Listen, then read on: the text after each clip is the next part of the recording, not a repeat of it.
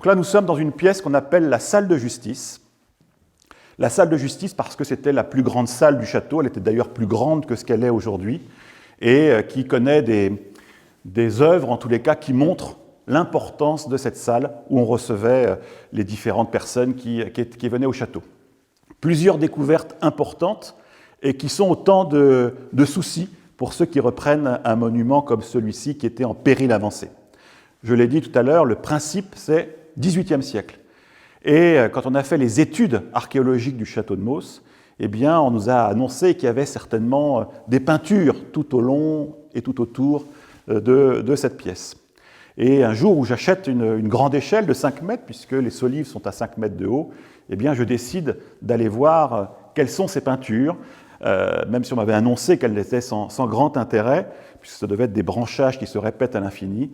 Et avec cette grande échelle, je défais discrètement là-haut à droite, et je découvre et je tombe sur une patte de lévrier, ce qui ne ressemblait en rien à un branchage.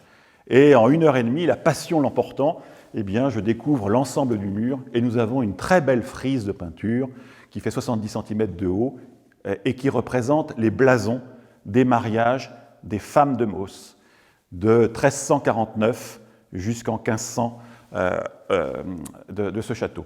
Donc c'est une découverte historique importante, puisque vous avez l'histoire qui est racontée sur cette frise. Mais plus fort encore, vous avez des décors antiquisants qui sont représentés ici, un peu à la mode des grands châteaux, dans un petit château de plaine. Et puis plus important pour nous, qui sommes passionnés par l'environnement naturel et la biodiversité de ce site, eh bien on va retrouver tout un ensemble des animaux qui vivent ici sur ce site encore aujourd'hui.